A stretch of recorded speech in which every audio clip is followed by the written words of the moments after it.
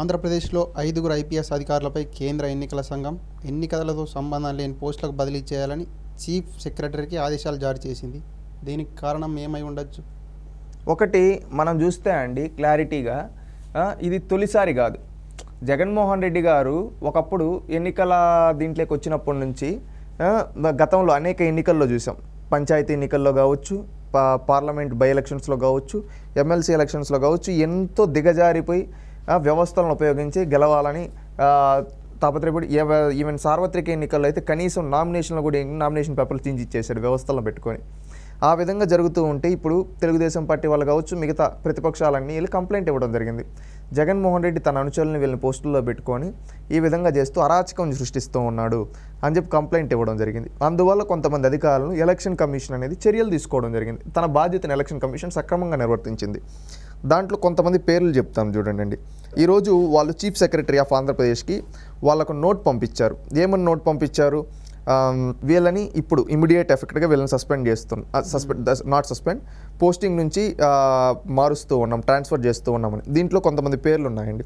దీంట్లో మెయిన్గా to the chief secretary government of Andhra Pradesh Amaravati, subject simultaneous elections to the legislative assembly and house of people 2024 in Andhra Pradesh, transfer are posting of officers regarding అని చెప్పి పెట్టడం జరిగింది. దీంట్లో I'm directed to state of the commission has order transfer to the following officers with immediate effect అని district election ఆఫీసర్స్గా ఉన్న రాజుబాబుని, అదేవిధంగా ఎం గౌతమిని, లక్ష్మయ్య గారిని చేయడం జరిగింది.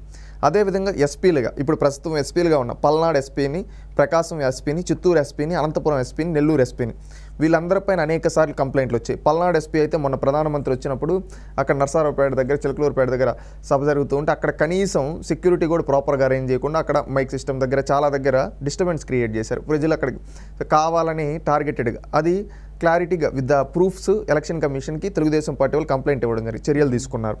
అదేవిధంగా ప్రకాశం ఎస్పీ పరమేశ్వర్ కావచ్చు, వై రవిశంకర్ రెడ్డి పల్నాడు ఎస్పీ కావచ్చు, అదేవిధంగా జోషువా చిత్తూరు ఎస్పీ కావచ్చు, కేఎన్ అన్బురాజన్ అనంతపురం ఎస్పీ కావచ్చు, తిరుమలేశ్వర్ నెల్లూరు ఎస్పీ కావచ్చు, వీళ్ళందరినీ ఇమ్మీడియట్గా ఇప్పటికిప్పుడే మేము చేస్తూ ఉన్నామని చెప్పి ఎలక్షన్ కమిషన్ ఆఫ్ ఇండియా చెప్పడం జరిగింది.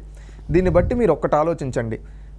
పర్టికులర్గా పలనాడు, ప్రకాశం, అదేవిధంగా చిత్తూరు, నెల్లూరు, అనంతపురం ఎస్పీలను సస్పెండ్ చేశారంటే వీళ్ళంతా గతంలో జగన్మోహన్ రెడ్డి గారికి అనేక విధాలుగా సహకరించారని ఆరోపణలు ఉన్నాయి, డైరెక్ట్గా కావచ్చు, ఇండైరెక్ట్గా కావచ్చు. అందుకని ఎలక్షన్ కమిషన్స్కి with the proof Telugu Desam party complaint ఇవ్వడం జరిగింది. తక్షణమే చర్యలు తీసుకుంది ఎలక్షన్ కమిషన్. ఒక 2 రోజులు అటు ఇటు అయినా చర్యలు తీసుకుంది. ఇదే కాకుండా ఆంధ్రప్రదేశ్ రాష్ట్రంలోని 26 జిల్లాలలో అనేక దగ్గరలో కలెక్టర్లు, ఎస్పీలు తప్పు ద్రోవలో వెళ్తూ ఉన్నారని చెప్పి ఆధారాలు ఉన్నాయి. ఆ ఆధారాలను ఎలక్షన్ కమిషన్ ముందు సబ్మిట్ చేయడం జరిగింది ప్రతిపక్ష పార్టీలు. రేపు వీళ్ళు ఎవరైతే తప్పులు చేస్తూ ఉన్నారో వాళ్ళపైన కూడా చర్యలు తీసుకుంటారని భావిస్తూ ఉన్నాం. ఈరోజు సిఐలు కావచ్చు, ఎస్ఐలు కావచ్చు, కొంతమంది తొత్తులుగా వ్యవహరిస్తున్నారు. వాళ్ళందరిపైన రేపు భవిష్యత్తులో చర్యలు ఉంటాయి. ఇది జగన్మోహన్ రెడ్డి గారి కోలుకోలేని దెబ్బగా భావిస్తున్నాం.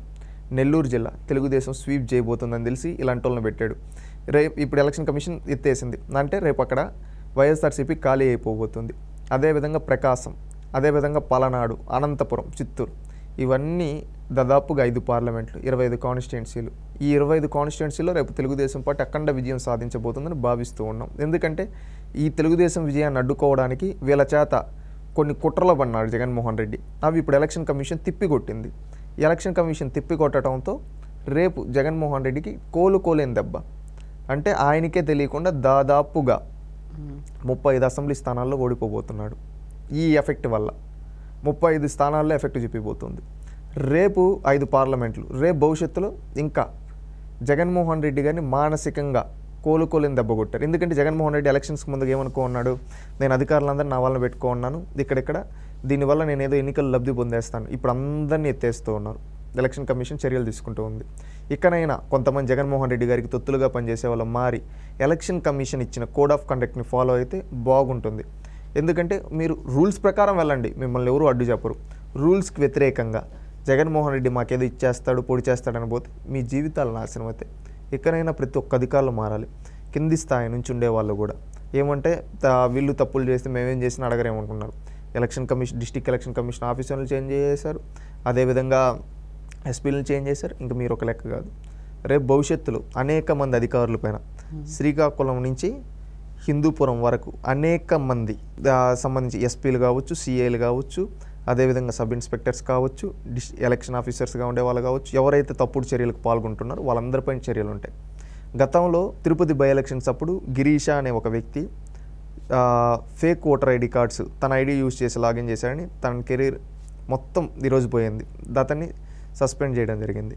ఈ విధంగా చూస్తే ఈరోజు ఎవరైనా తప్పు చేసే అధికారులు ఇప్పటికైనా లొంగిపోయి ఆ తప్పును సరిదిద్దుకోండి, మీ కెరీర్ బాగుంటుంది. లేదంటే కెరీర్లో మీది ఒక మచ్చగా పడిపోతుంది. మీరు చేసే తప్పులు రేపు మీ కెరీర్లో మీకు గ్రోత్ లేకుండా ఉంటుంది. ఇప్పటికైనా మారాలని తెలియజేసుకుంటూ ఉన్నాం. ఇక మారి ఈ అధికారులందరూ ప్రాపర్గా ఇప్పుడు ఈ 5 మందిని చేశారు, ఇంకా ఎవరైనా గతంలో తప్పు చేస్తున్నా ఇప్పుడు సరిదిద్దుకొని క్షమాపణ చెప్పి కరెక్ట్గా నిష్పక్షపాతంగా పనిచేయండి. మీ జోలికి ఎవరు రారు. నిష్పక్షపాతంగా పని చేయకుండా మేమే నియంత్రణం ఏదో చూసుకుంటే జగన్మోహన్ రేపు కాలగర్భంలో కలిసిపోబోతున్నాడు.